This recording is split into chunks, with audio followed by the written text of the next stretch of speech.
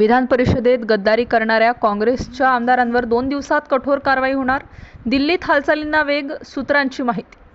विधान परिषद निवडणुकीत फुटलेल्या आमदारांवर कारवाई करण्यात येणार आहे. नुकत्याच झालेल्या विधान परिषदेच्या निवडणुकीत काँग्रेसची मतं फुटल्याचं दिसून आलं. आता काँग्रेसच्या फुटलेल्या आमदारांवर कठोर कारवाई होणार आहे. 7ही आमदारांना पक्षातून निलंबित करण्याची कारवाई होण्याची शक्यता आहे.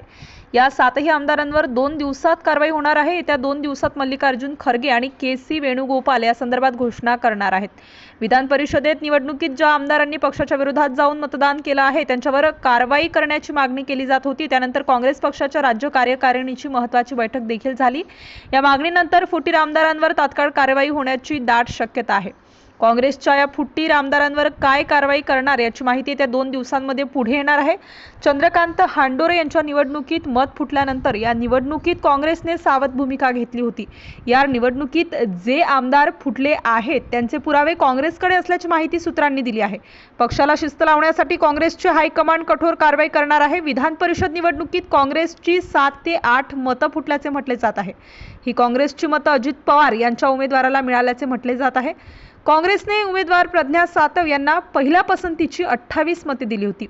या 28 पैकी 3 आमदारांनी सातव यांना मतदान न करता महायुतीच्या उमेदवाराला मतदान केल्याचं म्हटलं जात आहे. काँग्रेसने मिलिंद नार्वेकर यांना 6 मते दिली होती. यातील 1 मत फुटल्याचाही संशय व्यक्त केला जातोय. अशोक चव्हाण यांच्याबरोबर असलेले काही आमदार तसेच अन्य काही आमदार मत फुटल्याचे म्हटले जात आहे. प्रदेशाध्यक्ष नाना पटोले, विरोधी पक्षनेता विजय वडेट्टीवार, पृथ्वीराज चव्हाण यांनी मत फुटलेल्या संशयितांवर जाहीरपणे नाराजी व्यक्त केली आहे. याबाबतचा हायकमांडकडे अहवाल देखील सादर करण्यात आला असून 2 दिवसात कधीही कारवाई होऊ शकते.